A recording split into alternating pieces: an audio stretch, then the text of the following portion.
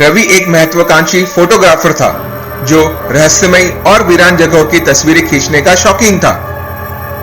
उसे एक दिन एक पुराने और सुनसान हवेली की जानकारी मिली जो शहर से दूर जंगल के बीचों बीच थी। गांव वालों के अनुसार इस हवेली में एक ऐसा दरवाजा था जिसे कोई खोलता तो कभी वापस नहीं आता। रवि ने इसे अंधविश्वास मानते हुए हवेली जाने का फैसला किया। उसके दिमाग में बस एक ही चीज थी, एक बेहतरीन तस्वीर जो उसकी करियर को नई ऊंचाइयों पर ले जा सके। हवेली में प्रवेश करते ही रवि को एक ठंडक और अजीब सा सन्नाटा महसूस हुआ। हवेली की दीवारें टूट चुकी थी, फर्श पर धूल की मोटी परत थी, लेकिन एक चीज बहुत साफ दिख रही थी, वह रहस्यमय दरवाजा। रवि ने बिना किसी हिचकिचाहट के दरवाजे की तस्वीर खींची और उसे खोलने का निर्णय किया। दरवाजा भारी था, लेकिन जैसे ही उसने उसे खोला, एक अजीब सी खिंचाव वाली शक्ति उसे अंदर खींचने लगी।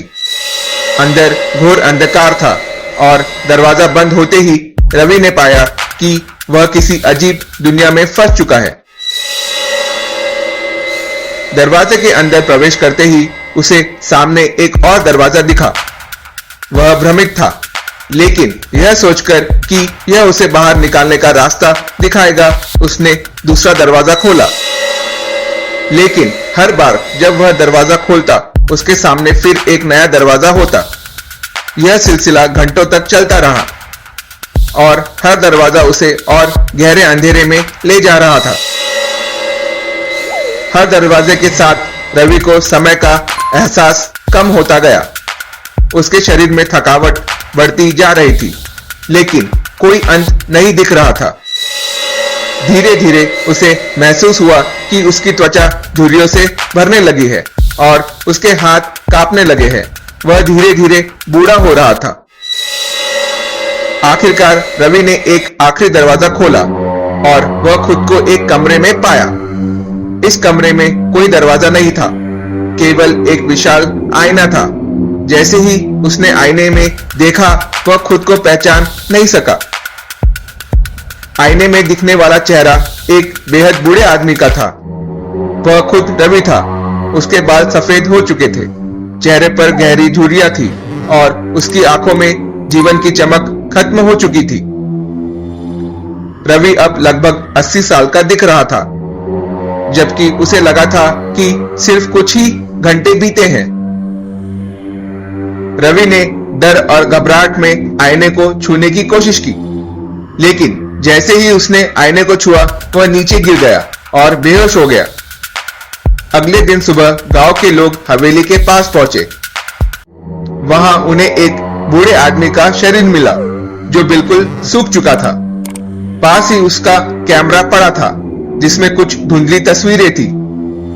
लेकिन सबसे चौंकाने वाली बात यह थी कि वह बूढ़ा आदमी और कोई नहीं बल्कि रवि था, जो कल जवान था।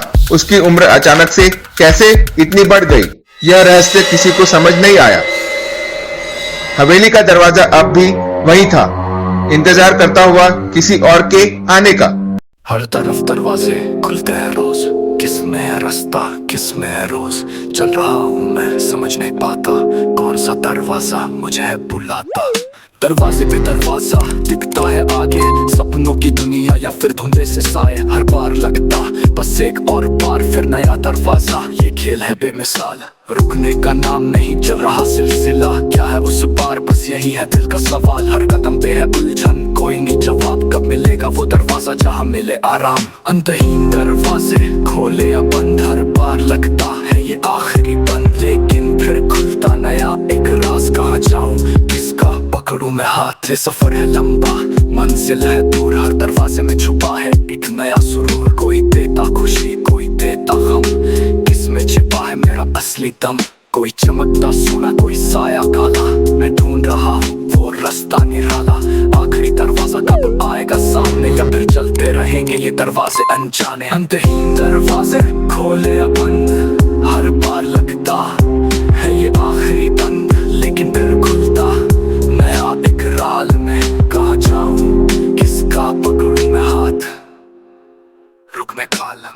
दरवाजे के पीछे है एक कहानी, लेकिन किसमें मिलेगी मुझे मेरी निशानी। रुकूं या चलूं मैं उलझा सवाल में, कब मिलेगा जवाब इस अंतहीन हाल में।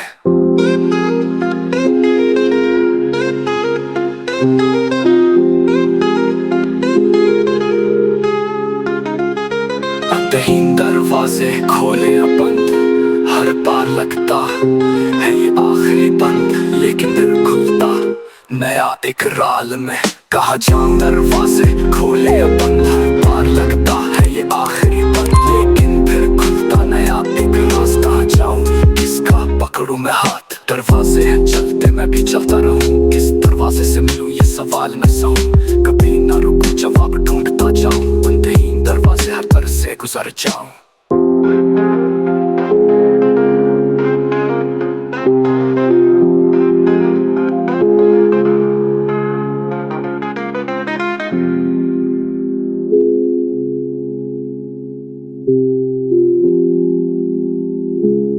हर दर से गुजर जाऊं।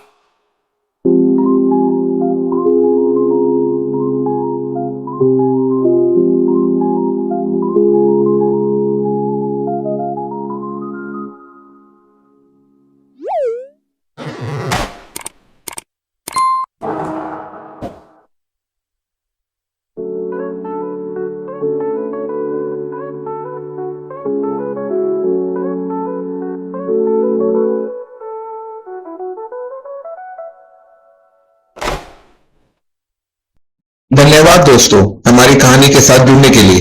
अगर आपको हमारे एनिमेटेड सस्पेंस थ्रिलर, क्राइम और हॉरर सीरीज पसंद आ रही है तो हमारे चैनल हिंदी टून्स को सब्सक्राइब करें और बेल आइकन दबाना ना भूलें ताकि आप कोई भी नई कहानी मिस ना करें। आपके सपोर्ट से हमें और भी बेहतरीन और डरावनी कहानियां लाने का हौसला मिलता है। अगली बार फिर मिलेंगे एक और रोमांचक और डरावनी कहानी के साथ। तब तक के लिए सुरक्षित रहे। अलविदा।